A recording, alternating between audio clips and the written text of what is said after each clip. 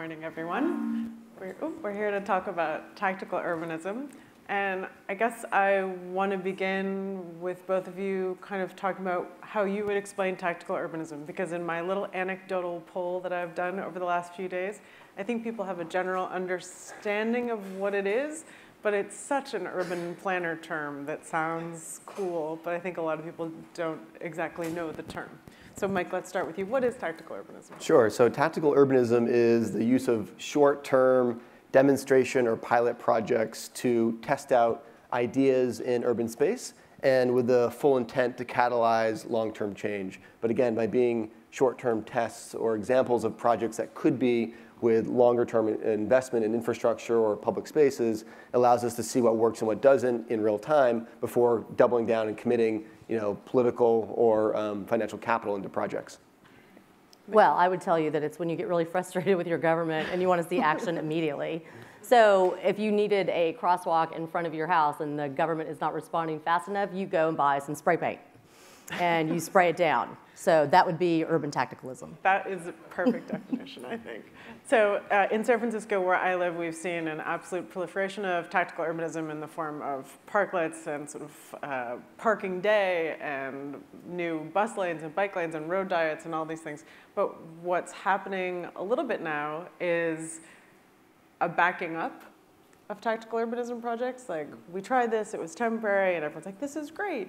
And then someone, usually it's merchants or a building owner, decides that maybe it's not great for them, and it reverses. And I'm wondering if you're seeing any of this happening in your efforts, and if so, does that make tactical urbanism somewhat less effective at that point? Or? That's the whole point. I mean, the idea is that you are trying things at a lower cost or price point and seeing what do the merchants think, what do residents think, what's working, what's not. And ideally, you're evaluating projects and collecting quantitative, qualitative data and just getting a general pulse in a community about what people think about transformation. And I think at a smaller scale, there's lower risk in that over time.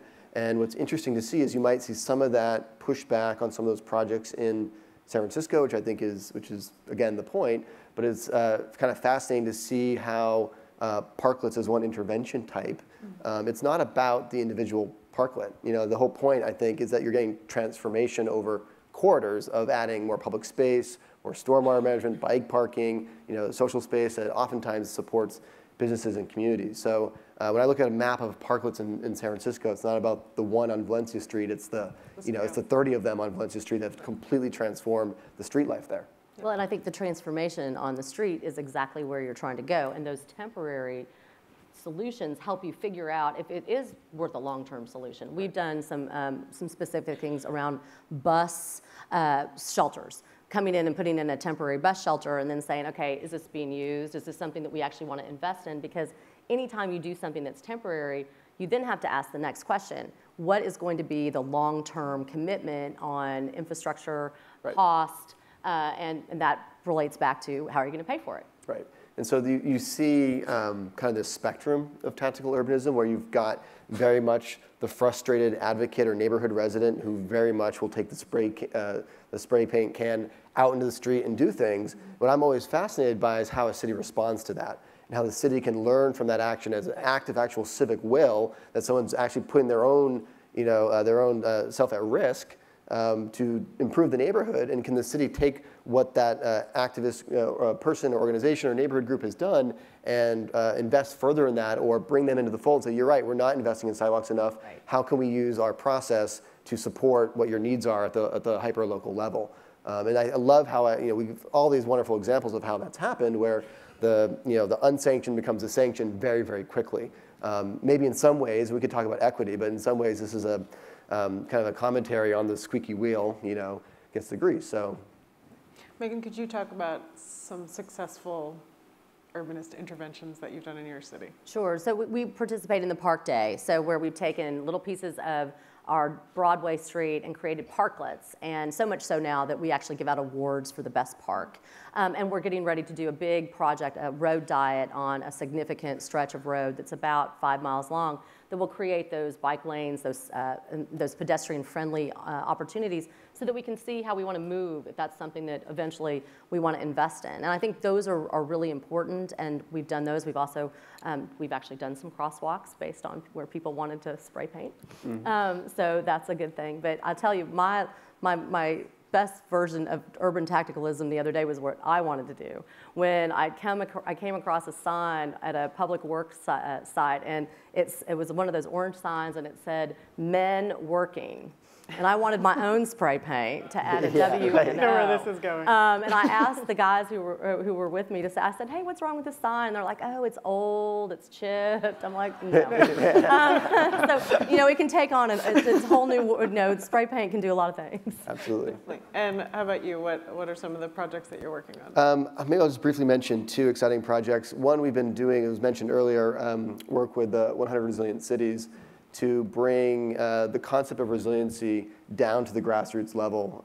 Most recently, we worked with 100 RC in the city of Norfolk, Virginia, which is experiencing a lot of climate change impacts with sea level rising and increased intensity in rainfall, so they have a lot of flooding.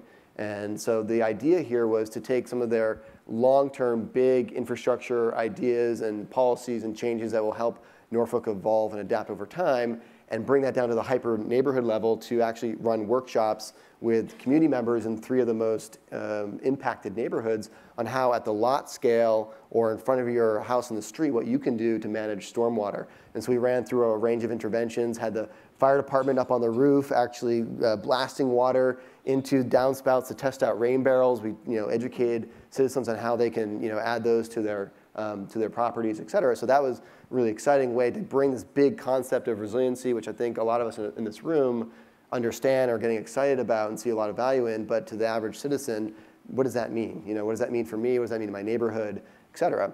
And then another just exciting thing we're involved in Burlington, Vermont. A lot of our work is kind of bridging this gap between activist and city. And that's where we add a lot of value, I think. And in Burlington, we've been doing a cycling and walking master plan for the past year or so. And we see there's a lot of activism, there's a lot of excitement about this in the city. And the city has no way to say yes to demonstration or pilot projects that citizens want to do themselves in neighborhoods to convince other people on their block or businesses that, hey, switching out one parking space for on-street bike parking could be a good thing. Or this protected bike lane means that my 6-year-old could ride her bike to school with me, et cetera. Why don't we test these things? So we've actually, as part of our plan, written a policy that allows the city to kind of get out of the way and say yes to a whole range of street demonstration projects that people can do themselves.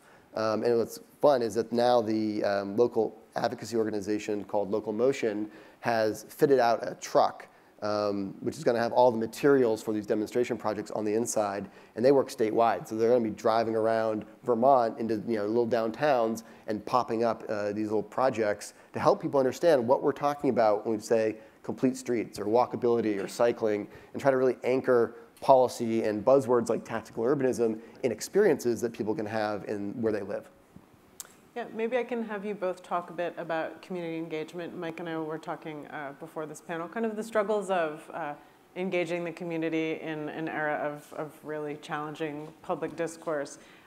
Clearly, it seems that tactical urbanism succeeds when there is that squeaky wheel who gets out there and does it, but then it does feel that there are some people who are angered about these things, so there's still a tension there. What have been some successful strategies that you've seen or used to make these projects successful? Well, Allison, I'll jump in with that on the different planning. So I've been in office less than a year, and one of the things that we took a hard look at was the kind of planning that has gone on in the past, looking at our walk bike infrastructure, our greenway infrastructure, our park infrastructure, and then doing master planning that actually combines all of those together so that you're not doing it in individual silos, but that it all speaks together. But I think the equity conversation and the community engagement piece is really important. I know that a lot of southern cities, Nashville included, when the urban renewal came through in the 50s and 60s, many of our very prominent African-American neighborhoods were bifurcated by the highway system, by design. And so our biggest challenge right now is to try to reconnect those neighborhoods. And so we've spent a lot of time with the U.S. Conference of Mayors and their design team, and also with the U.S. Transportation Organization, to think about capping, reconnecting, because in order to have those community conversations, you have to be connected. And so, there's a lot of distrust and a lot of disbelief that we as a community actually are going to come in and actually do something that's meaningful to the communities that have been left behind. One of my favorite things, I think, in the American city right now, and has been for quite some time, is what we call open streets. If you live here in New York, you know summer streets. And if you want to talk about change making and doing it through experience in communities, I think there's probably no better way than to get people involved in a really fun, open, free event, which can attract thousands and thousands of people. And when you have that kind of captive audience, that's when you have an opportunity to demonstrate changes at a small scale that, again, are experiential, that people can get to know a little bit better and start to have those conversations in public space, in streets, around the opportunities for change. You see a really broad swath of your community when you have open streets. I know San Francisco has one of the most successful programs in the country. They do it almost monthly, and they move it around to different neighborhoods as an equity play so that everyone has a chance to experience this really fun, open, inviting community event. But what we're seeing more and more of is cities using this, again, as an opportunity to test out new ideas when they have this platform of diverse people and across diverse neighborhoods. So, I mean, if your city doesn't have open streets, I think it's one of the first things you should be doing as a gateway to change, to build in political demand from the city leadership, but also from the bottom up, from grassroots, people saying, hey, that weekend was so much fun. I haven't thought about walking to the store, or walking a mile, or walking to the park, or getting on a bike in a while. My habit is to get into my car. So this is on the very, very front end of change making, how we change our behavior and make our cities more sustainable. And for those who don't know, Mike's referring to this street closures where bikes and pedestrians and scooters and all that can ride. I think that's been amazingly successful, especially in less dense cities. Yes. Los Angeles, I think, has a 7-mile street closure, which has been, I think, really transformative. More than 100,000 people come out. Cities that are so car dependent, they say, oh, it's actually not that far from here to there. And I mean, you look at LA, what they're doing now, and again, I think it was mentioned earlier, it's it's a booming city right now. There's a lot of exciting things happening in Los Angeles, but I can't confirm this, but my watching Ciclovia, which is their open streets, which I would say is one kind of urban tactic, watching that evolve over years, they've built this huge following and base. The Ciclovia trends on Twitter every time they have it.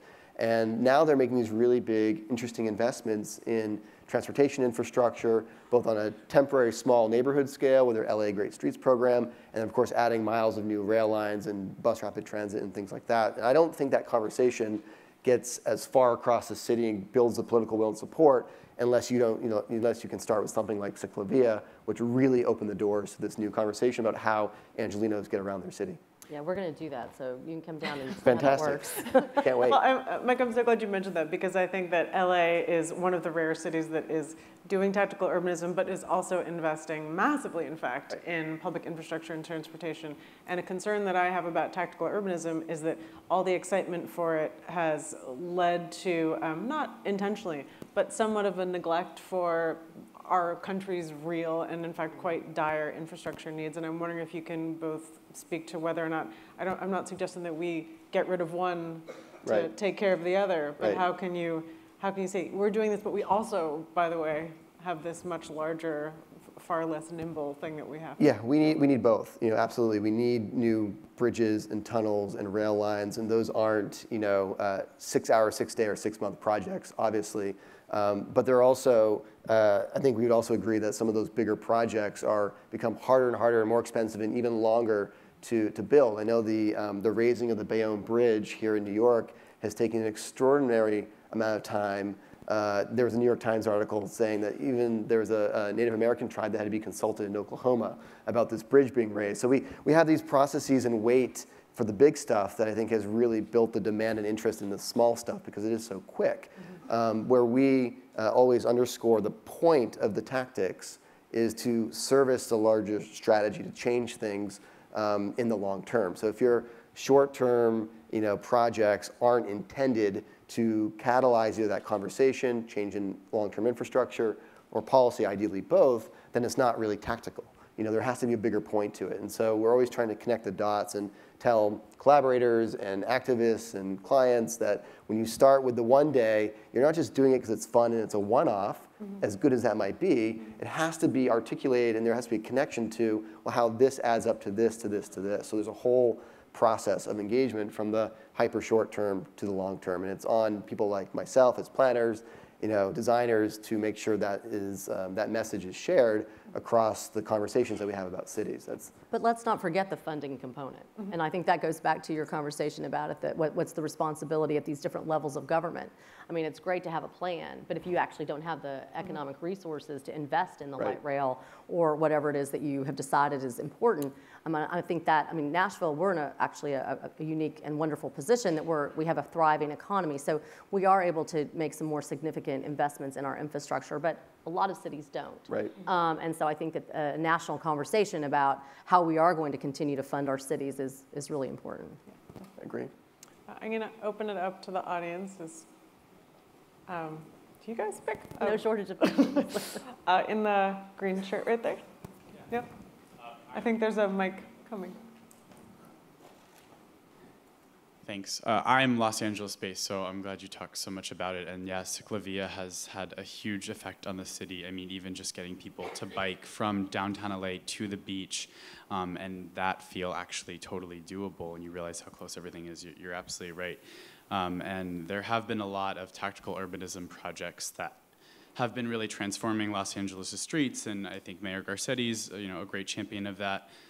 But something that's interesting that's happening now is you have a lot of these programs, especially parklets, plazas, bike corrals, that the city has tried to be really progressive in kind of creating a home and a hub for within the city of Los Angeles. I'm sure a lot of other cities are going through this too, that are to make it more of a public sector function.